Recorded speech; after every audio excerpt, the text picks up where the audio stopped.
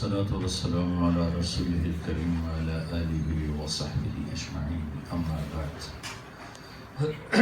میرا محترم بھائی اور بہنوں،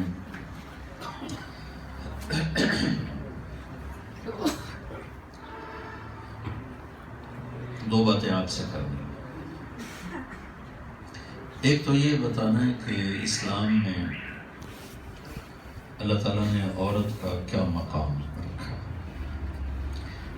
ایک بات یہ کرنی ہے کہ اللہ نے مرد اور عورت کے ذریعے سے کاروان زندگی کو چلایا ہے، تو ہر انسان چاہتا ہے کہ میں ایک اچھی زندگی گزاروں. وہ کہاں سے ملے گی، کیا ہوتی ہے وہ اچھی خوبصورت زندگی؟ یہ مختصر دونوں چیزوں پر میں نے تھوڑی سی بات کرنی ہے. جب اللہ تعالیٰ نے آدم علیہ السلام کو پیدا کرنے کا ارادہ فرمایا، فرشتوں سے مٹی اکٹھی کروائی، پانی ڈلوایا، اسے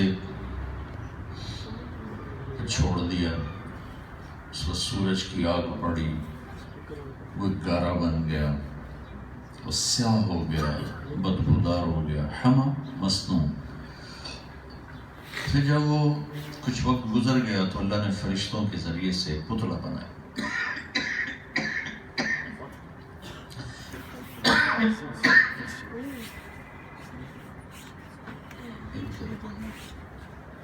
یہ پتلا کتنی دیر پڑا رہا اللہ جانتا ہے. پھر جب اللہ نے روح ڈالنے کا ارادہ فرمایا، روح ڈالی، پھر ان کو کپڑے پہنائے. پتلا ایسے ہی ننگا پڑا ہوا تھا، روح ڈالی، کپڑے پہنائے، جنت میں داخل فرماتے. جب اللہ نے حضرت حوا کو پیدا کرنے کا ارادہ فرمایا، نہ مٹی اکٹھی کروائی، نہ گارا بنوایا، نہ پانی ڈلوایا، نہ اسے گلنے سڑنے کے لیے چھوڑا، نہ اس کا پتلا بنایا. جیسے آدم کے ساتھ کیا تھا ویسے ہی حوا کے ساتھ بھی اللہ کر دیتے. دو پتلے بنا دیتا اللہ تعالیٰ کٹھے، اور دونوں کو ایک ہی دفعہ روح ڈال کے کپڑے پہنا کے جنت میں ڈال دیتے. اللہ تعالیٰ نے پہلے دن سے عورت کی بنانے میں بھی اس کی عزت اور احترام کو نمایاں کیا. ننگا پتلا پڑا ہوا ہو، فرشتوں کے لیے تو دونوں بیکار چیزیں تھیں کہ یہ کون ہے کیا ہے، لیکن اللہ نے پہلے دن سے عورت کو پردے میں رکھا. اس کے لیے پتلا نہیں بنا، اس کا وہ بدن مٹی کا بنا ہوا سامنے نہیں کیا، جنت میں پہنچا دیا. آدم علیہ السلام کے اندر تنہائی کا احساس پیدا کیا، کسی کے ساتھ ہونے کی طلب پیدا کی. جنت کے باوجود دل خوش نہیں ہے، کوئی خلا ہے، کوئی کمی محسوس ہو رہی ہے. جنت کی نعمتوں کے بعد یہ خلا، یہ کمی، یہ انتظار، یہ عورت کی عظمت اور عزت کو بڑھانے کے لیے. جب پیدا کیا تو آدم علیہ السلام کو سلا دیا، اور جب ان کی آنکھ کھلتی ہے تو دیکھتے ہیں کہ ان کے پہلو میں ایک خاتون ہے، پورے لباس. ایک دم دل ان کی طرف کھنچتا ہے، لیکن اللہ سے پوچھتے ہیں کہ کون ہے؟ تو اللہ تعالیٰ فرماتے ہیں یہ آپ کی زندگی کی ساتھی حوا. یہ بات تو اکثر مسلمانوں کو معلوم ہے کہ اللہ نے ساری دنیا میں یوسف علیہ السلام جیسا خوبصورت کوئی نہیں پیدا کیا. سب سے خوبصورت اللہ نے یوسف علیہ السلام کو بنایا. لیکن یہ بات بہت کم معلوم ہے کہ عورتوں میں سب سے خوبصورت اللہ نے کس کو بنایا. تو ایک روایت میں آتا ہے کہ اللہ تعالیٰ نے آج تک اور قیامت تک جتنی عورتیں پیدا ہوں گی اس میں حوا سے زیادہ خوبصورت کوئی عورت نہیں آئی. اللہ نے سب سے خوبصورت حضرت حوا کو بنایا، سب سے حسین. اور اماں ابا دونوں کا قد 130 فٹ تھا. 130 فٹ. جو جنت کا اصل قد ہے اللہ تعالیٰ ہمیں واپس اسی قد پہ لے جائے گا. یہ تو ٹائم کے گزرتے گزرتے گزرتے وقت خود کھساتا ہے. چیز کا استعمال جو ہوتا ہے نا چیز کو کم کرتا ہے, اس کی حجم کو کم کر دیتا. ایسے ٹائم نے ہمیں چھیلا ہے اور چھیلتے چھیلتے چھیلتے یہ قد آ بچے ہیں. جنت والے نے واپس 130 فٹ پہ لے جائے گا. وہ ایک زمیندار نے اپنے مراسی کو گھوڑا دیا کہ اس کی مالش کرو. وہ مالش کرنے کھڑا ہو گیا. مراسی بڑی نازک قوم ہوتی ہے. زمیندار گھر گیا, وہ جا کے سو گیا. پیچھے چور آیا اور گھوڑا لے کے بھاگ گیا. جب صبح مراسی کی آنکھ کھلی اس نے دیکھا تو گھوڑا تو ہے نہیں, میری تو آج خیر کوئی نہیں. وہ گھر گیا اور خرگوش اپنا لا کر نہ باندھ کے اس کی مالش شروع کر دی. زمیندار باہر نکلا, ہو کہ میرا گھوڑا کی دیکھ لیا کھڑوتا ہے کہ فٹے منہ گھوڑا ہے تو خرگوش ہے کیسا ہی گھوڑا ہے, ساری رات مالش کیتی ہے تو گھس گھس گھس کے خرگوش ہے. تو وہ مراسی کی بات تو لطیفہ ہی ہے, لیکن ہمارے ساتھ ایسا ہی ہوا ہے.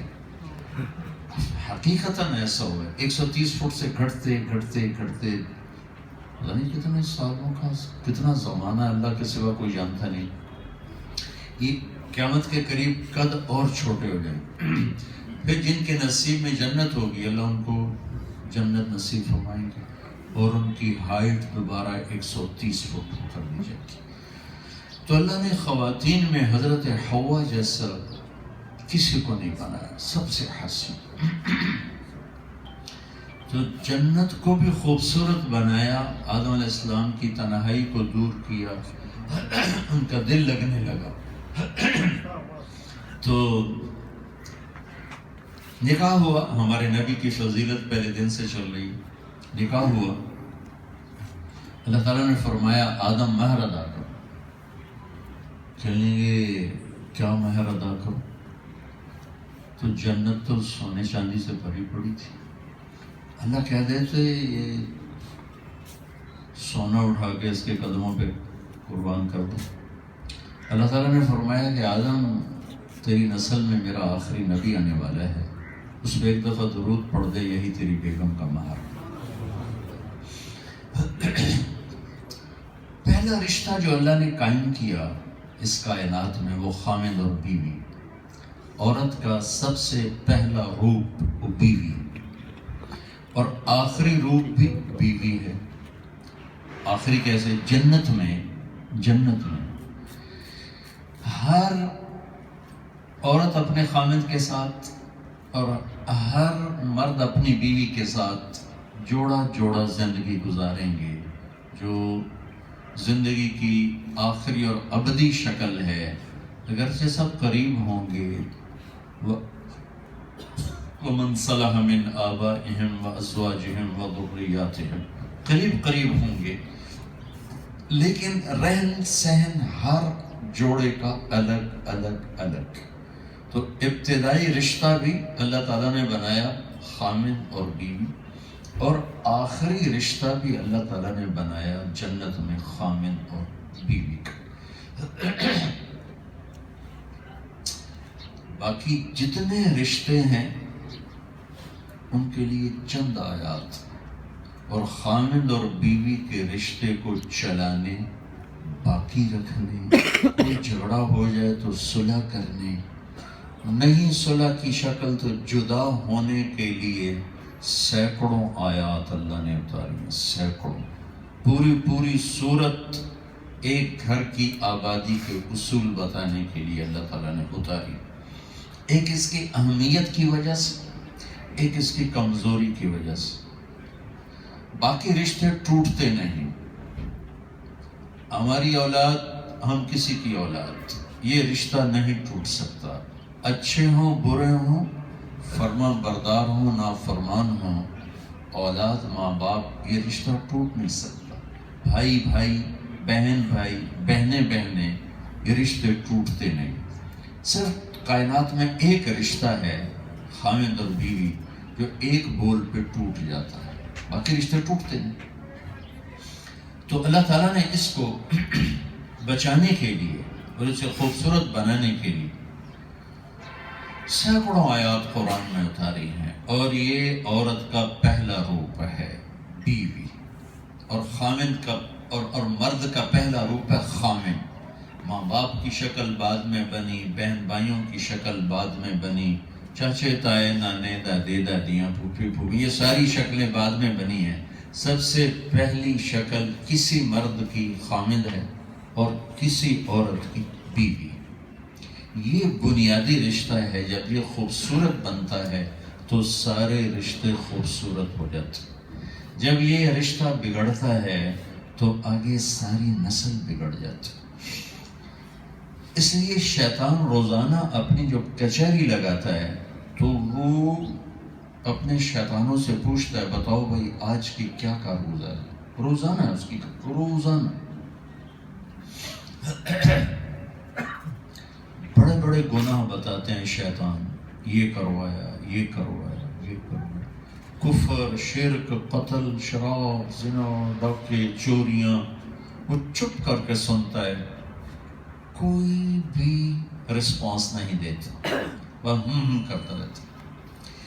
ایک کالا سا پتلا سا لنگڑا شیطان کھڑے ہو کر کہتا ہے کہ حضور میں نے خامد اور بیوی کو لڑا دیا، تو وہ اپنی کرسی سے اچھل پڑتا ہے اور کہتا ہے شاباش تو اصل کام کر کے آیا ہے۔ پھر اس کو اپنے قریب بلاتا ہے، پھر اس کو گلے لگاتا ہے، پھر اپنی چیئر پر اپنے ساتھ بٹھاتا ہے کہ اس نے اصل کام کیا ہے، تمہارے سارے کام چھوٹے چھوٹے ہیں، وہ انفرادی نوعیت کے ہیں۔ خامد اور بیوی کی لڑائی نسلوں کو برباد کر دیتی، خاندان تباہ ہو جاتے ہیں، اولادیں برباد ہو جاتی ہیں۔ قابل رحم، چونکہ میرے پاس بہت سے واقعات آتے ہیں، تو خامد نے ظلم کیا، چھوڑ دیا، تو بچوں کو دیکھ کر خود بخود رونا آتا ہے۔ بیوی بدتمیز نکلی، اس نے گھر چھوڑ دیا، بچے پھینک دیے، بچوں کو دیکھ کے رحم آتا ہے، رونا آتا ہے، نسلیں برباد ہو جاتی ہیں۔ تو سب سے زیادہ قرآن نے، میرے رب نے جو عورت کو ہائی لائٹ کیا بطور بیوی کی کیا۔ ہمارے ماحول میں ماں کا بڑا مقام ہے، اس پر بہت آیات ہیں، لیکن بنیادی رشتہ اللہ نے بیوی اور خامند بنایا ہے، جس سے نسل بنتی ہے، چلتی ہے۔ اور یہ اللہ کو ان کی محبت اتنی پسند ہے کہ یہ دنیا ہے اس میں اونچ نیچ ہو جاتی ہے، تو اگر خامند بیوی آپس میں لڑ پڑیں اور پھر آپس میں وہ صلح کر لیں، آپس میں صلح کر لیں، تو یہ صلح اللہ کو اتنی پسند ہے کہ اللہ اس پر ان کے پچھلے سارے گناہ معاف فرما دیتے ہیں۔ اللہ کو اتنی پسند ہے یہ صلح۔ پھر اللہ تعالیٰ نے کسی رشتہ کو یہ نہیں کہا کہ یہ میری نشانی ہے۔ اللہ تعالیٰ ان فی خلق السماوات والارض، زمین آسمان تیرے اللہ کی نشانی، واختلاف اللیل والنہار، دن اور رات تیرے اللہ کی نشانی ہے، والفلک التی تجری فی البحر بما ینفع الناس، اور یہ سمندر میں کشتیوں کا چلنا تیرے رب کی نشانی ہے۔ تو اللہ نے بہت سی چیزوں کو اپنی نشانی بتایا ہے، لیکن کسی رشتے کو اپنی نشانی نہیں بتایا کہ یہ میری نشانی ہے۔ صرف ایک رشتہ ہے جس سے اللہ تعالیٰ نے فرمایا کہ یہ تیرے رب کی بہت بڑی نشانی ہے، اور اس کو بڑی نشانیوں میں لے کر آیا۔ یوں کہا من آیاتہ ان خلقکم من تراب، میری کتنی بڑی نشانی ہے، میں نے تمہیں مٹی سے انسان بنایا، تم کیسی شکلیں ہو، کیسے بولتے ہو، ادھر تم مر صاحب دغا دغا بولتے ہیں، ویسی تسی بولتے ہیں، تو یہ کتنی بڑی نشانی ہے کہ میں نے تمہیں مٹی سے بنایا اور تم انسان بن کے، مرد عورت بن کے بیٹھے ہو۔ اچھا میں اگلی آیت چھوڑتا ہوں، اس سے اگلی آیت من آیاتہ خلق السماوات والارض، میری کتنی بڑی نشانی ہے، میں نے زمین آسمان بنایا، واختلاف السنتکم والوانکم، تمہاری زبانیں الگ، تمہارے رنگ روپ چہرے الگ، یہ میری کتنی بڑی نشانی۔ پھر اللہ کہتا ہے من آیاتہ منامکم باللیل والنہار وابتغاؤکم من فضلہ، یہ میری کتنی بڑی نشانی ہے، تمہیں سلا بھی دیتا ہوں، اٹھا بھی دیتا ہوں، پھر تم کاروبار زندگی کے لیے باہر بھی نکلتے ہو، گھر بھی آتے ہو۔ یہ جو باتیں آپ سن رہے ہیں نا، میرا آپ کا دماغ کہہ رہا ہے بالکل صحیح، واقعی بہت بڑی نشانی، بہت بڑی نشانی۔ پھر اللہ کہتا ہے من آیاتہ یریکم البرق خوفا وطمعا، ابھی دکھا رہا ہے ہم کہ میری نشانی تمہیں بادل دکھاتا ہوں، بارش دکھاتا ہوں، یہ میری کتنی بڑی نشانی ہے۔ من آیاتہ ان تقوم السماء والارض بامرہ، میری کتنی بڑی نشانی ہے، زمین بھی قائم ہے، آسمان بھی قائم ہے۔ یہ وہ مضمون ہے جس پر انسانی عقل ساتھ ساتھ چل کے کہتی واقعی۔ اب میں وہ آیت پڑھنے لگا ہوں جس کو سن کر شاید آپ بھی حیران ہوں گے، مستورات بھی حیران ہوں گی کہ اللہ تعالیٰ کہہ رہا ہے کہ میری کتنی بڑی نشانی ہے کہ میں نے خامد اور بیوی کا رشتہ بنایا، یہ بھی میری زمین آسمان جیسی بڑی نشانی ہے۔ وہ کیا ہے؟ اور اس کو دو کے درمیان ذکر ہے۔ من آیاتہ ان خلقکم من تراب، میری بہت بڑی نشانی تمہیں مٹی سے بنایا۔ من آیاتہ خلق السماوات والارض، میری بہت بڑی نشانی زمین آسمان کا بنانا۔ اس کے درمیان میں اللہ لے کر آ رہا ہے من آیاتہ ان خلق لکم من انفسکم ازواجا لتسکنوا الیہا وجعل بینکم مودۃ ورحمہ ان فی ذلک لآیات لقوم یتفکرون۔ میری کتنی بڑی نشانی ہے کہ میں نے انسانیت کو خامد اور بیوی کے رشتے میں جوڑ دیا، اس کو میری نشانی۔ اور اس میں میں نے سکون ڈالا، محبت ڈالی، ہمدردی ڈالی۔ کسی رشتے میں 3 صفتیں بیان نہیں ہوئی، کسی رشتے میں کو اللہ نے 3 چیزوں سے مزین نہیں فرمایا۔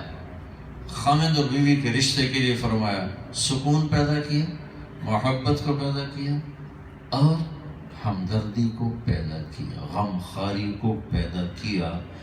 صرف خامد اور بیوی کے رشتے میں اس چیز کو، اور سب سے طاقتور لفظ استعمال کیا یہاں یتفکرون۔ جو غور کرے گا نا اسے ہی سمجھ میں آئے گا کہ یہ بہت بڑا رشتہ ہے۔ آگے ہے للعالمین، آگے ہے یسمعون، آگے ہے یعقلون۔ آیت کے آخر میں یہ ایک لفظ آتا ہے، تو ایک لفظ ہے یتفکرون، ایک ہے للعالمین، ایک ہے لقوم یسمعون، ایک ہے لقوم یعقلون۔ یعقلون، یسمعون، عالمین میں سب سے طاقتور لفظ ہے یتفکرون۔ یہ کھوپڑی استعمال جو کرے گا اسے سمجھ میں آئے گا کہ خامد اور بیوی کا رشتہ اس کائنات کا سب سے عظیم اور بڑا رشتہ ہے۔ میرے نبی نے کہا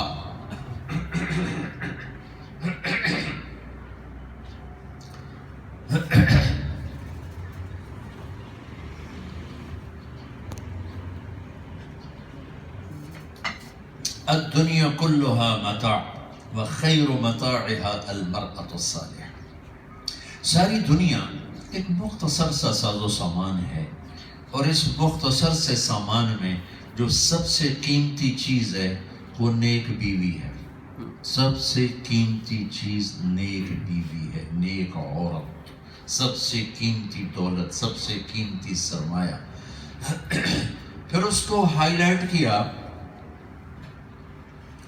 کہ بچی کو بیوی کے روپ میں ڈھالنے پر ملتا کیا ہے۔ میرے نبی نے کہا جس کی 3 بیٹیاں اور اس نے ان کی شادی کی تو جنت میں میرے ساتھ ایسے ہو جائے گا، 2 انگلیاں ملائیں ایسے۔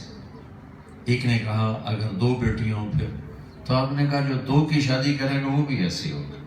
اللہ تعالیٰ بھلا کرے، ایک صحابی کا وہ کہنے کہ یا رسول اللہ ایک ہی ہو تو پھر دوئی دا چکر ہی مک گیا ہو۔ تو آپ نے کہا جس کی 1 بیٹی ہے اس نے اس کو ڈولی میں بٹھا کر رخصت کے، وہ بھی میرے ساتھ ایسی ہو جائے۔ 10 بیٹوں کی شادی کرے، 10 بیٹوں کی شادی کرے، کوئی جنت کا وعدہ کرے، اجر ہے، جنت کا وعدہ کوئی نہیں۔ 1 بیٹی کو کسی کی بیوی کے روپ میں بنا کے پیش کر دے تو میرا رب کہتا ہے، میرا نبی فرماتے ہیں کہ وہ اور میں جنت میں ایسے ہو جائیں، یوں ہو جائیں، ایسے ہو جائیں۔ اور بیٹی کے روپ میں یہ فضیلت سنائی، یہی بہن بن جائے تو اللہ کے نبی فرماتے ہیں جس کو اللہ نے 2 بیٹیاں دی یا 2 بہنیں، جس کو 2 بہنیں دی، اس نے بہنوں کی شادی کی بہنوں کا حق ادا کیا، بس کا باپ مر جاتا ہے، بھائی باپ بن جاتا ہے. تو کچھ بھائی ہوتے ہیں جو بہنوں کا حق ہی کھا جاتے ہیں، کچھ ہوتے ہیں جو ان کے ہاتھ بھی پیلے کرتے ہیں، ان کا حق بھی دیتے ہیں. ہمارے دیش میں بیٹیوں کو وراثت میں کوئی حصہ نہیں دیا جاتا، نہ پٹھانوں میں، نہ پنجابیوں میں، نہ بلوچوں میں، نہ سندھیوں میں، سارا بیٹے اٹھا کے لے جاتے. تو میرے نبی نے 1400 سال پہلے عورت کے ظلم کی طرف اشارہ کر دیا تھا کہ اس پر یہ ظلم ہوگا. پوری دنیا میں عورت کمزور ہے.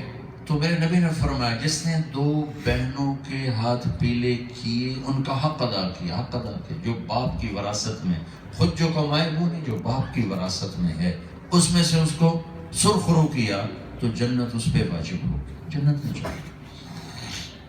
جیسے چوری کا مال حرام ہے، بہنوں کا حق کھا جانا حرام. ایسے جیسے چوری کا مال، یہ بڑے چور ہیں جو اس کا مال لوٹتے ہیں جو اسی پیٹ سے پیدا ہو جس سے بھائی پیدا ہو، جس نے اسی شادی کا دودھ پیا جس کا بھائی نہیں، جو اسی باپ کی پشت سے نکلی جس سے بیٹا نکلا. لیکن یہ بہن کا چور بنا ہوا ہے، یہ سب سے گندا چور ہے، برا چور. میں ریمنڈ پڑھتا تھا تو میں اپنے استاد صاحب رحمۃ اللہ علیہ مولانا جمشید صاحب، ان کے لیے شہد کی ایک بوتل لے کر گیا. اس وقت شہد کی بوتل 10 روپے کی آتی، 10 روپے. تو میں نے جا کے پیش کی، کہنے کہ کہاں سے لائے ہو؟ میں نے کہا جی ہمارے اپنے باغ کی ہے. اپنے باغ سے میں نے اتروایا تھا، لے کر آ گیا. تو 10 روپے کی بوتل ہے. اور میرے استاد کا سوال دیکھو، فرمانے لگے، اس وقت میرے والد بھی زندہ تھے، والد فرمانے لگے یہ بتاؤ تیرے باپ نے اپنی بہنوں کو زمین کا حصہ دیا تھا؟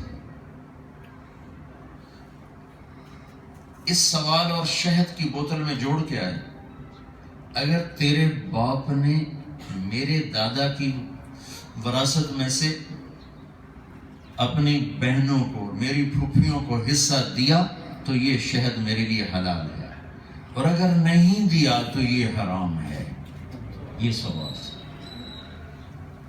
میں نے کہا استاد جی اللہ کا لاکھ لاکھ شکر ہے میرے باپ کی بہن ہی کوئی نہیں تھی.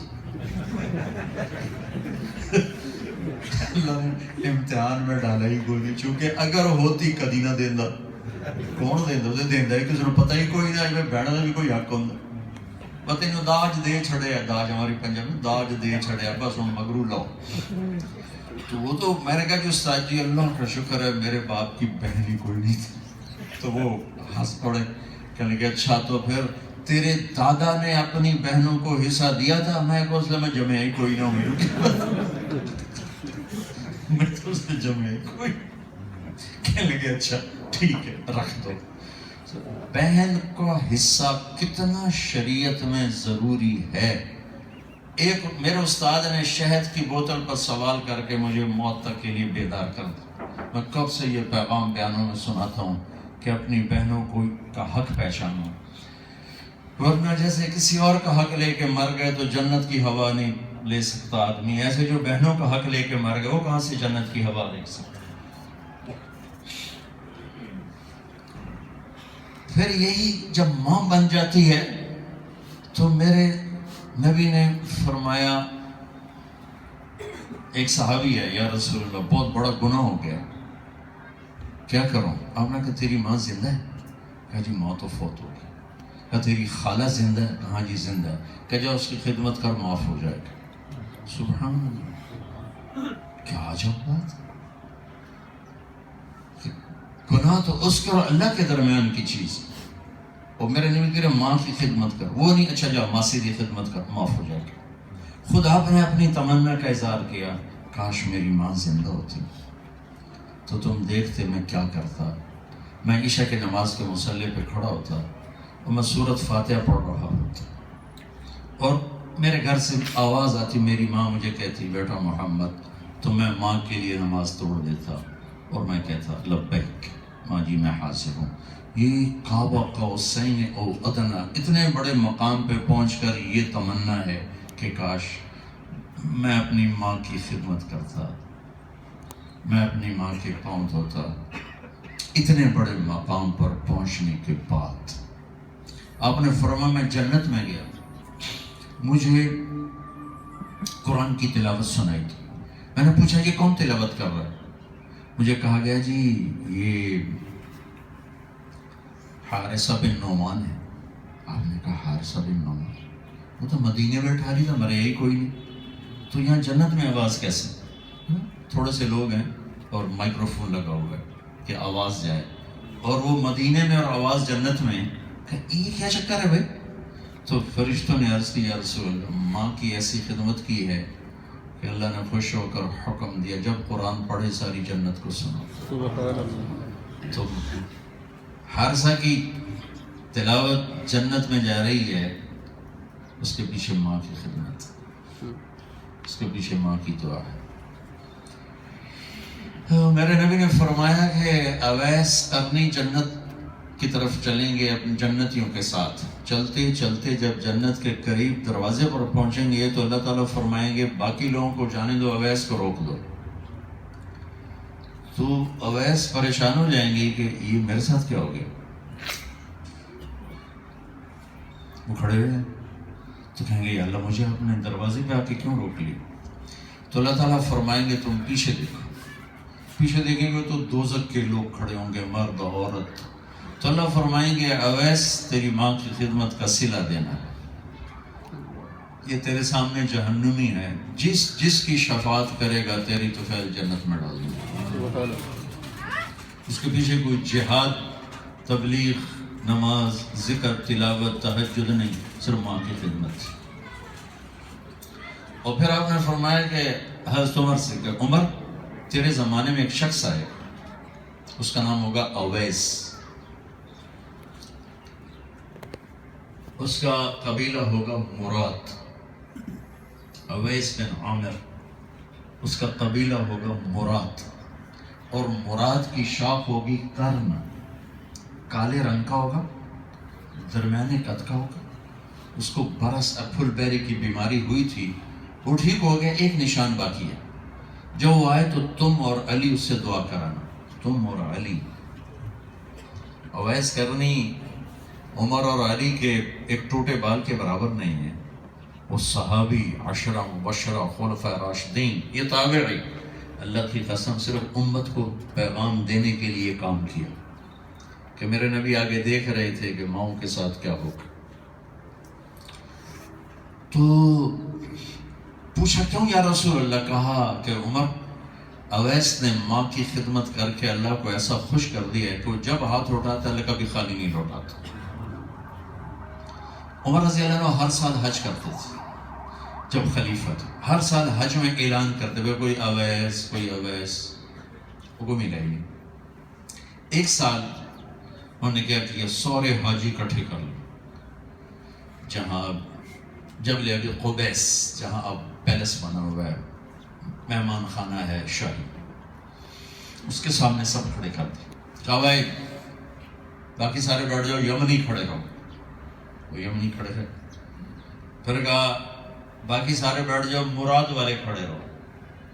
تو باقی سارے بیٹھ گئے. مراد قبیلہ, میں گیا ہوں اویس کرنے کے گاؤں بھی, ان کے علاقے میں, ان کے خاندان سے بھی ملا ہوں 4 سال پہلے. کالے پہاڑوں میں چھوٹا سا گاؤں, اب بھی چھوٹا سا گاؤں ہے جہاں وہ پیدا ہوئے, جہاں پروان چڑھے. صنعا سے کوئی پونے گھنٹے کے فاصلے. پھر کہا تھا بھائی مراد والے بیٹھ جاؤ, صرف کرنی کھڑا رہے. تو ایک آدمی بچا, ایک. کہا تم کرنی ہو؟ کہ جی. اویس کو جانتے ہو؟ کہ جی جانتا ہوں, میرا بھتیجا ہے, میرے بھائی کا بیٹا. اچھا. تو کہنے لگا امیر المومنین آپ کیوں پوچھتے ہوتے ہیں؟ تو ذرا پاگل سا ہے, دیوانہ سا ہے. تو عمر رونے لگے کہ نہیں وہ نہیں, تم دیوانے ہو. وہ حج پہ آیا کہ جی آیا. کدھر؟ کہا جی وہ اونٹ چرانے. اونٹ چرانے. تو آپ نے حضرت علی کو ساتھ لیا اور نکل پڑے عرفات کی طرف.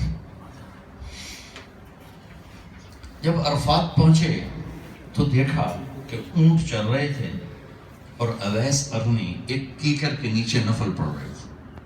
تو یہ دونوں حضرات ان کے پاس جا کے بیٹھے. انہوں نے دیکھا کہ 2 آدمی آ گئے, تو نماز ذرا مختصر کی، سلام پھیرا۔ حضرت عمر نے پوچھا میرے بھائی کون ہو؟ کہا جی مزدور ہوں۔ اچھا نام کیا ہے؟ کہا جی اللہ کا بندہ۔ کہہ رہے بھائی ہم سارے ہی اللہ کے بندے ہیں، تیری ماں نے تیرا نام کیا رکھا ہے؟ وہ تو جانتے نہیں تھے، پہلی دفعہ حج پہ آئے تھے۔ وہ کہنے لگے بھائی آپ کون ہو میرا انٹرویو کرنے والے؟ کیا غرض ہے آپ کو میرا نام پوچھنے سے؟ تو حضرت علی بول پڑے کہ یہ امیر المومنین ہے عمر بن خطاب اور میں ہوں علی بن ابی طالب۔ پھر وہ کانپ گئے، کہنے لگے حضرت میں معافی چاہتا ہوں، میں تو آپ دونوں کو نہیں پہچانتا، میں تو پہلی دفعہ حج پہ آیا ہوں۔ تو حضرت عمر نے فرمایا اویس ہو؟ کہ جی میں اویس ہوں۔ اچھا ہاتھ اٹھا ہمارے لیے دعا کر۔ تو وہ گھبرا گیا کہ میں آپ کے لیے دعا کروں؟ میں میری اوقات ہے میں آپ کے لیے ہاتھ اٹھاؤں؟ کہاں، ہمیں ہمارے نبی نے امر کیا تھا، حکم دیا تھا کہ جب اویس آئے تو اس سے دعا کروا کہ تو نے ماں کی خدمت کر کے وہ مرتبہ پایا ہے کہ جب تو ہاتھ اٹھاتا ہے تو اللہ تیرے ہاتھ واپس نہیں لوٹاتا۔ تو ان دونوں کے لیے دعا کی۔ تو حضرت عمر کہنے لگے میرے پاس مدینے رہو گے؟ کہنے لگا نہیں۔ کدھر رہو گے؟ کہا کوفے رہو گے۔ کہا میں وہاں کے گورنر کو پیپر دے دوں کہ تیرا خیال رکھے؟ کہا نہیں نہیں نہیں، میں تو فقیر بن کے رہنا چاہتا ہوں، کوئی وی آئی پی بن کے نہیں رہنا چاہتا۔ کوفے چلے گئے۔ اگلے سال حج میں کوفے کے کوئی سردار آئے ہوئے تھے، تو حضرت عمر نے پوچھا اویس کے سال میں تھا؟ کہا جی خستہ ہی حال ہے، فقر فقر۔ ارے وہ بڑا تو عظیم آدمی ہے، اس کا یہ قصہ ہے، ابھی تم جب جاؤ تو اس سے دعا کروا۔ جو حج سے واپس آئے تو اویس کو ڈھونڈتے ڈھونڈتے پہنچو دریائے فرات پر، نفل پڑھ رہے تھے۔ وہ جا کے بیٹھ گئے، نفلوں سے فارغ ہوئے تو کہنے لگے اویس میرے لیے دعا تو کرو۔ وہ فرمانے لگے حج پہ تم گئے دعا میں کروں؟ تم دعا کرو، تم حاجی ہو۔ کہنے نہیں یار تم دعا کر۔ تو کہنے لگے کہیں عمر سے تو ملاقات نہیں ہے تمہاری؟ اس نے تو نہیں بتایا تمہیں؟ کہا ہاں میری امیر المومنین سے ملاقات ہوئی۔ تو انہوں نے اس کے لیے دعا کی اور رات کو اپنا بوریا بستر اٹھا کے کوفے سے بصرے چلے گئے کہ ادھر تو اب میں بزرگ بن جاؤں گا، لوگ میری ملاقاتوں کو آئیں گے۔ تو یہ ساری کہانی آج 1400 سال کے بعد جو میں دوہرا رہا ہوں، ان کے کسی جہاد، تبلیغ، ذکر، تلاوت، تہجد، روزے کی وجہ سے نہیں، ماں کی خدمت کی وجہ سے، ماں کی خدمت کی وجہ سے۔ تو ہر روپ میں اللہ تعالیٰ نے عورت کو عزت بخشی ہے، اور سب سے بنیاد اس میں جو بنتا ہے رشتہ، وہ خامند اور بیوی کا رشتہ بنتا ہے۔ اور بھائیو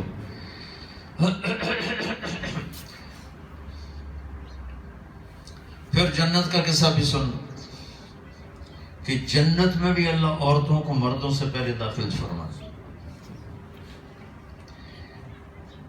چاہے مرتبہ کسی کا کم ہے یا زیادہ ہے، کس لیے کہ جا کر اور جنت کا لباس پہن کر جنت کے حسن و جمال سے مزین ہو کر اپنے خاندوں کا استقبال کر۔ پھر جنت میں ایک مناظرہ ہے ایمان والی عورتوں کا اور جنت کی حوروں کا۔ اللہ نے مرد عورت کو مٹی سے بنایا، جنت کی لڑکی کو مشک عنبر زعفران سے بنایا، لہٰذا اس کا میٹیریل، اس کا جسم، ہم تو اس کو نہیں پہنچ سکتے، ہم تو مٹی سے بنے۔ تو ایک مجمع ہوگا جس میں جنت کی حور، بہت بڑا مجمع ہوگا، وہ ایمان والی عورتوں پر فخر کریں گے کہ ہم ہمیشہ زندہ ہیں، موت نہیں دیکھی، نحن الخالدات فلا نموت، ہم ہمیشہ جوان ہیں، بڑھاپا نہیں دیکھا، ونحن الناعمات فلا نباس، ہم ہمیشہ راضی ہیں، کبھی لڑائی نہیں کی، ونحن الراضیات فلا نسخط، اور ہم کبھی چھوڑ کے نہیں گئے، ہمیشہ اپنے گھر والے کے ساتھ ہیں، ونحن المقیمات فلا نرحل۔ اب یہ چار باتوں میں ایک بات بھی دنیا کی عورت میں نہیں، موت بھی ہے، بڑھاپا بھی ہے، لڑائی جھگڑا بھی ہے، چھوڑ کے جانا بھی، کبھی موت چھڑوا دیتی ہے، کبھی لڑائی جھگڑا چھڑوا دیتی ہے، چاروں چیز۔ تو اس کے جواب میں ایمان والی عورتیں کیا کہیں گی؟ نحن المصلیات فما صلیتن، ہم نے نمازیں پڑھی، تم نے نماز کوئی نہیں پڑھی. وَنَحْنُ الصَّائِمَاتُ فَمَا صَمْتُنَّ، ہم نے روزے رکھے، تم نے روزے نہیں رکھے. وَنَحْنُ الْمُتَوَضِّعَاتُ فَمَا تَوَضَّعْتُنَّ، ہم نے ٹھنڈے پانی سے وضو کیے اللہ کو راضی کرنے کے لیے، سردیوں میں تم نے وضو نہیں کی. وَنَحْنُ الْمُتَصَدِّقَاتُ فَمَا تَصَدَّقْتُنَّ، ہم نے اللہ کے نام پہ خرچ کیا، تم نے خرچ کوئی نہیں کیا. حضرت عائشہ فرماتی ہیں فَغَلَبْنَهُنَّ، تو اللہ ایمان والی عورتوں کو جنت کی عورت پہ عزت مرتبہ عطا فرمائے گا، اور یہ بلندی اور عزت اور مرتبہ جنت کی عورت سے 70,000 گنا زیادہ ہوگا. 70,000 گنا کا مطلب ہے لامحدود. 70 عربی میں لامحدود کے لیے آتا، کوئی اس کی حد نہیں ہوگی. حضرت ام سلمہ نے پوچھا یا رسول اللہ، دنیا کی عورت کا درجہ بڑا ہے یا جنت کی حور کا درجہ بڑا ہے؟ النساء الدنیا افضل ام نساء الجنہ؟ آپ نے کہا بل نساء الدنیا. کہا ام سلمہ دنیا کی عورت کا درجہ بڑا ہے. کہا بما، وہ کیوں یا رسول اللہ؟ وہاں بھی یہی سوال تھا. وہ مشک عنبر زعفران کافور سے بنی، موت کوئی نہیں، بڑھاپا کوئی نہیں، پیشاب کوئی نہیں، پخانہ کوئی نہیں، بیماری کوئی نہیں، اور ہم مٹی گارے سے بن کے موت بھی ہے، بیماریاں بھی ہیں، بڑھاپا بھی ہے، لڑائی جھگڑا بھی ہے. تو میرے نبی نے فرمایا ام سلمہ بصلاتہن وصیامہن وعبادتہن، ان کی نماز، ان کے روزے، ان کی اللہ کی اطاعت، ان 3 کاموں کی وجہ سے اللہ ان کو جنت کی عورت پر بہت عالی مقام نصیب فرمائے گا. البس اللہ وجوہہن النور، اللہ اپنے نور میں سے ان کے چہروں پہ نور کی تجلی ڈالے گا. وجسادہن الحریر، اور انہیں ریشم کے قیمتی لباس پہنائے گا. امشاتہن الذہب، اور ان کی کنگھیاں اللہ تعالیٰ سونے کی بنائے گا. جو لباس اللہ پہنائے گا، عام طور پر یہ جو گول فراق سا ہوتا ہے، یہ تھوڑا سا اس کی گولائی ہوتی ہے. جنت میں اس فراق کی گولائی 3 میل ہوگی. 3 میل میں یہ پھیلا ہوا ہوگا. اس کو اٹھانا کوئی مسئلہ نہیں ہوگا، چونکہ اس کا دھاگا نور سے بنے گا. نور کا وزن نہیں ہوتا، کاٹن کا وزن ہے اور پولیسٹر کا وزن ہے، اس لیے اس کو اٹھانا بھی مشکل ہے. لیکن جنت میں جو اللہ کپڑا بنائے گا اس میں وزن نہیں ہوگا. جب وہ 30 میل کے دائرے میں گھومے کہ وہ نور سے بنا ہوگا اور نور کا وزن نہیں ہے. اور وہاں کپڑے لینے کے لیے بازار جانا نہیں ہے. اللہ نے ہر جنتی کو، ہر جنتی مرد عورت کو ایک درخت ہے جس کا نام ہے طوبہ، بس صرف اس پر پھول ہیں بڑے بڑے، صرف ارادے کا اظہار ہوگا کپڑے. تو ایک یہ جو موبائل کیمروں میں ایک جو ایسے فلیش آ رہا ہوتا ہے فوٹو لینے کا، ایسے ایک فلیش آئے گا، اور کیا ہوگا، کپڑے پہنے کتنے ہوں گے. ابھی تو ہم نے ایک جوڑا پہنا ہے، اوپر جرسی ہے، اوپر چادر ہے. گرمیوں میں موٹے کپڑے اتر جاتے ہیں، لیکن پتلا کپڑا بھی وزن رکھتا ہے. ہر مرد عورت کو اللہ 100 جوڑے پہنائے گا. 100 ہر جوڑا. اب میرے چادر کے پیچھے قمیض چھپ گئی ہے، قمیض کے پیچھے بنیان چھپ گئی ہے، اور جرسی کے نیچے کرتا چھپ گیا ہے. یہ 100 جوڑے الگ الگ نظر آئیں گے. آخری جوڑا جسم کو چھپائے گا، اور باقی 99 جوڑے، 100 جوڑے آگے پیچھے آگے پیچھے آگے پیچھے پورے نظر آئیں گے. ہر جوڑے کے لحاظ سے چہرے پر اللہ تعالیٰ میک اپ کی پرچھائیاں لائے گا جو اس کے حسن و جمال کو اس کے لباس کے ساتھ زیادہ کرے گی. اب یہ 100 جوڑے پہننا بھی اوکھا ہی کام میں عمل ہے. جب جوڑ دے پاپا اتارنا بھی بڑا اوکھا کام. ساری جنت میں لانڈری کوئی نہیں، واشنگ مشین کوئی نہیں، تو کرے گا کی؟ تو کیا ہوگا؟ سبحان اللہ، سارا کام اللہ اپنے ذمہ لے گا. صرف ہر مرد عورت خواہش کرے گا کپڑے چاہیے، تو ایک روشنی کا جھماکہ آئے گا. اور جب آپ اپنے آپ کو دوبارہ دیکھو گے یا دیکھو گی تو آپ کے اگلے 100 جوڑے غائب ہو چکے ہوں گے اور نئے 100 جوڑے آپ پہن چکے ہوں گے. پوری جنت میں ایک بیگ کوئی نہیں، ایک بیگ کوئی نہیں. بھائی تھے کپڑے رکھ لو، کوئی الماری کوئی نہیں بھی یہاں کپڑے لٹکا دو. پوری جنت اس طریقے کوئی نہیں. نیشنل والے تو مر گئے تھے. پوری جنت اس طریقے کوئی نہیں، کچن کوئی نہیں. تمنا ہے، خواہش ہے. دونوں بیگم میاں بیٹھے ہوں گے، ایک فرشتہ نوک کرے گا تو خادم پوچھے گا جی کہ مجھے اللہ نے بھیجا ہے، تو وہ آ کر اجازت مانگے، اجازت ملے گی، ویسے اس نے تھار اٹھایا ہوگا اور آ کر دونوں کے سامنے رکھے گا، جی حضور یہ اللہ نے آپ کے لیے تحفہ بھیجا، اس کے اوپر ایسے ریشمی کپڑا ہوگا، تو ایسے وہ کپڑا اٹھائیں گے تو اس کے نیچے پھل پڑے ہوں گے، وہ پھل دیکھ کر کہیں گے یہ اللہ نے بھیجا ہے، جی کہیں تو میں نے ابھی کھایا، تو وہ فرشتہ کہے گا کہ اللہ تعالیٰ فرما رہے ہیں اس کو ذرا چیک کر لیں، تو جب یہ اس کا ایک ٹکڑا منہ میں ڈالیں گے، اس کی جنت میں اگر 10 لاکھ قسم کے پھل ہیں، 10 کروڑ قسم کے پھل ہیں، ٹھیک، تو جب یہ ایک ٹکڑا منہ میں ڈالے گی، ایک ٹکڑا، اس شہنشاہ کی قسم جو سن رہا ہے، اس ایک ٹکڑے میں 10 کروڑ پھلوں کا ذائقہ محسوس ہوگا، 10 کروڑ پھلوں کا ذائقہ الگ الگ الگ محسوس ہوگا، پھر آواز آئے گی وَأُتُوا بِهِ مُتَشَابِهًا، میرے بندے وہ اور تھا جو تو نے پہلے کھایا، یہ اور ہے جو تو اب کھا رہا، وَأُتُوا بِهِ مُتَشَابِهًا۔ اس زندگی تک پہنچنے کے لیے اللہ تعالیٰ نے جناب رسول اللہ صلی اللہ تعالی علیہ وسلم کو ہمارے اور آخرت کے، ہمارے اور اللہ کے، ہمارے اور جنت کے درمیان ذریعہ بنا کے دنیا میں بھیجا ہے، جنہوں نے زندگی سکھائی، وہ خوبصورت زندگی۔ میری دوسری بات آ رہی یہاں تو میں نے کو چھوٹو جانا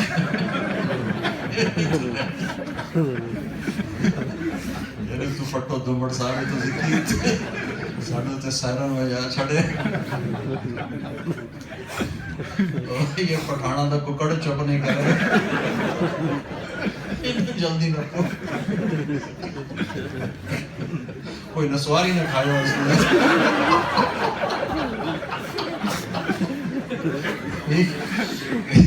ایک پٹھان کا خرگوش گم ہو گیا تو لوگوں نے افسوس کیا کہ خان جی بڑا افسوس ہے آپ کا خرگوش گم ہو گیا، کہا پوچھا کوئی افسوس نہیں ہے، ہم نے اس کو نسوار کا عادی بنایا ہوا ہے، جب نشہ ٹوٹے گا ادھر ہی آئے گا۔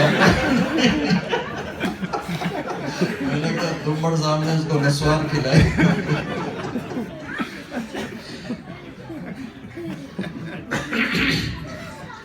تو میرے بھائیو بہنوں، ان سارے رشتوں میں خوبصورت زندگی گزارنے کا ایک ہی طریقہ ہے، وہ ہے میرے نبی والی پاکیزہ زندگی، میرے نبی والے اخلاق۔ اتنے بڑے گھر سے زندگی خوبصورت نہیں بنتی، اور وہ مائدی جھگی کے جھونپڑے سے زندگی بدصورت نہیں بنتی ہے، بہت بڑی گاڑی پر بیٹھ کے زندگی خوبصورت نہیں بنتی، اور چنچی رکشے پر بیٹھ کے زندگی بدصورت نہیں بنتی ہے۔ زندگی اندر کی چیز ہے، اس کی خوبصورتی بھی اندر ہے، باہر کچھ بھی نہیں۔ پچھے بیڑے وچے جھیڑے پچھے ونج مہانے ہو، یہ اپنے اندر ہے، اپنے من میں ڈوب کر پا جا سراغ زندگی۔ زندگی اندر پروان چڑھتی ہے، اندر سے صحت اچھی ہو تو چہرہ خوبصورت نظر آتا ہے۔ سرخی پاؤڈر سے سیاہی، چہرے کی سیاہی کو کتنا کچھ چھپا سکتا ہے، ایسے میرے بھائی بہنوں زندگی اندر جب خوبصورت ہوتی ہے تو سارا گھر خوبصورت ہوتا ہے، سارے رشتے خوبصورت ہوتے ہیں۔ جب زندگی اندر سے بگڑتی ہے تو گھر بھی ویران ہو جاتے ہیں، زندگی بھی ویران ہو جاتی ہے۔ میرے نبی نے 11 شادیاں کر کے زندگی گزارنے کا طریقہ سکھایا۔ میرے نبی کی عمر 25 سال ہے، آپ شادی کر رہے ہیں 40 سال کی عورت کے ساتھ، لڑکی نہیں عورت، آپ لڑکے ہیں 25 سال کی، آپ فرماتے ہیں مجھے تو 20 سال کی لڑکی سے شادی کرنی ہے۔ ایک ایسی عورت سے شادی کی جس کی ایک منگنی ٹوٹی، ورقہ بن نوفل چچا زاد بھائی، ان سے منگنی ہوئی، ٹوٹ گئی۔ ایک شادی سے بیوہ ہوئی ابو حالہ، اسے 2 بچے، ایک بچہ ایک بچی۔ پھر دوسری شادی سے بیوہ ہوئی ابن عابد، اس سے ایک بیٹا اس کا نام کہیں ملا نہیں ہوگا کہیں، لیکن میری نظر سے نہیں ملا. 2 شادی سے بیوہ ہوئی، 1 منگنی ٹوٹی، عمر 40 سال، جبکہ جوانی ڈھلنا شروع ہو جاتی ہے. میرے نبی نے ان کے ساتھ شادی کر کے اپنی زندگی کے 25 سال گزارے. جب آپ 50 سال کے ہوئے، حضرت خدیجہ 65 سال کی ہوئی، اللہ نے ان کو بلاوا دیا، تشریف لے گئیں. 50 سے 63 13 سال میں آپ نے 10 شادیاں کی. شوق کا زمانہ تو پہلے گزر چکا ہے، اب یہ کیوں ہو رہی ہیں شادی؟ بھائیو، میری بہنوں، نماز پڑھنا عادت نہ ہو تو مشکل نظر آتا ہے، لیکن کیا مشکل ہے؟ 1 لوٹا پانی چاہیے، 10 منٹ ٹائم چاہیے، نماز پڑھی جاتی. روزے کی تھوڑی سی جنگ ہے گرمیوں میں. آج کل کے روزے کیا روزے، گرمی میں تھوڑی سی مشقت آتی ہے، لیکن چند گھنٹے کی مشقت. سب سے زیادہ جو انسان ٹوٹتا ہے، مرد یا عورت، وہ معاشرت میں ٹوٹتا ہے، گھر کی زندگی میں ٹوٹتا ہے. کہ اسلام کا مشکل حصہ ہے گھر کی زندگی، اور اسی میں ساری آسانیاں چھپی ہوئی ہیں، اسی میں ساری خوبصورتی چھپی ہوئی ہے، اسی میں سارا حسن چھپا ہوا ہے. ایک مصنوعی حسن کے لیے بیوٹی پارلر پر 4 گھنٹے لڑکی بیٹھی ہوتی ہے، دلہن کو 4 5 6 گھنٹے بیٹھاتے ہیں، تب جا کر اس کا ایک روپ بنتا ہے. ایسے ہی بھائی بہنوں، اصل خوبصورتی کو لینے کے لیے آدمی کو زندگی بھر کا روزہ رکھنا پڑتا ہے، تو اس کی زندگی انتہائی حسین ہو جاتی ہے. جو بھی اپنے گھر کو آباد کرنا چاہے، جس رشتوں کو بھی آباد کرنا چاہے، خامند بیوی کا رشتہ ہے، ماں باپ اولاد کا رشتہ ہے، بھائی بہن کا رشتہ ہے، بہن بہن کا رشتہ ہے، ساس اور بہو کا رشتہ ہے، چاچے تائے بھتیجے کا رشتہ ہے. سب جگہ ایک اصول چلے گا، میرے نبی والے اخلاق، میرے نبی والے اخلاق، میرے نبی والے اخلاق. آپ نے 11 گھر آباد کیے. ایک آپ کو حدیث سناؤں تاکہ میری بات کی تائید ہو جائے. ما تزوجت وما زوجت الا بوحی من السماء نزل به جبریل. آپ نے کہا لوگوں، میں نے جہاں شادی کی، میں نے جہاں بیٹی دی، پہلے آسمان سے جبریل اللہ کا امر لے کر آئے، پھر میں نے یہ کام کیا. تو میں نے پہلے کہہ دیا تھا کہ آپ کی شادیاں شوق کی شادیاں نہیں تھیں، آسمان سے حکم آیا، آپ نے قدم اٹھایا. یہ 11 گھر کیوں آباد کیے؟ ہر مزاج کی عورت کے ساتھ نباہ کر کے دکھایا، ہر قوم، قبیلے کے اندر، قبیلے کے باہر، حتیٰ کہ نسل برادری کے باہر شادیاں کر کے دکھایا کہ گھر کیسے چلایا جاتا ہے. اس میں آپ کے اخلاق ہیں، آپ کی محبت ہے، آپ کا سلوک ہے. بیوی کا رشتہ تو بہت بڑا رشتہ ہے. حضرت انس فرماتے ہیں 10 سال میں نے اللہ کے نبی کی خدمت کی، نہ تھپڑ مارا، نہ ڈانٹ ڈپٹ پلائی، نہ کبھی یہ فرمایا کہ یہ کیوں کیا، نہ کبھی یہ فرمایا کہ یہ کیوں نہیں کیا. خادم کے ساتھ آپ کا یہ سلوک تھا تو گھر والوں کے ساتھ آپ کا کیسا سلوک ہوگا؟ آپ نے فرمایا سب سے اعلیٰ درجے کا مسلمان وہ ہے جو بیوی کے ساتھ اچھا سلوک کرتا ہو، اور میرا سلوک اپنی بیویوں کے ساتھ سب سے اعلیٰ درجے کا ہے، سب سے اعلیٰ درجے کا ہے. عرب کے ماحول میں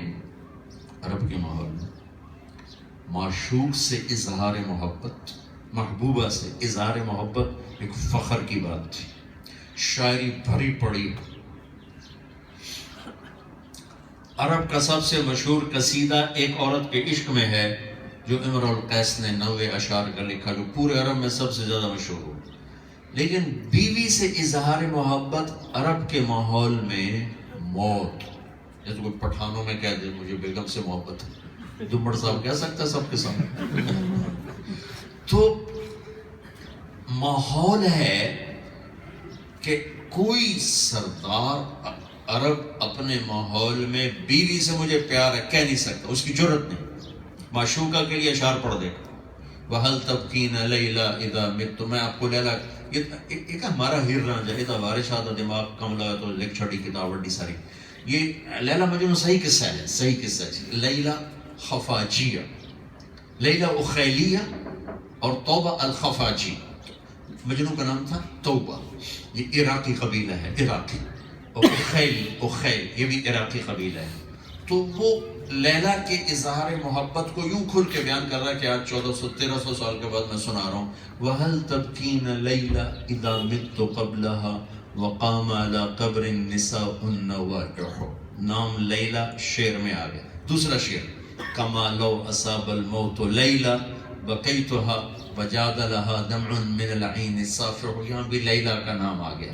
وَأَغْبَتُ مِن لَيْلَا بِمَا لَا أَنَالُهُ بَلَا كُلُّ مَا قَرَّتْ بِهِ الْعَيْنُ طَافِحُ. یہاں بھی لیلا آ گیا. وَلَوْ أَنَّ لَيْلَ الْأُخَيْلِيَّةَ سَلَّمَتْ عَلَيَّ بَدُونِ جَنْدَرٌ وَصَفَائِحُ. 4 شعر میں نے آپ کو سنائے. ہر شعر میں لیلا لیلا لیلا لیلا لیلا. لیکن اسی ماحول میں بیوی سے محبت کرتا ہوں موت تھی.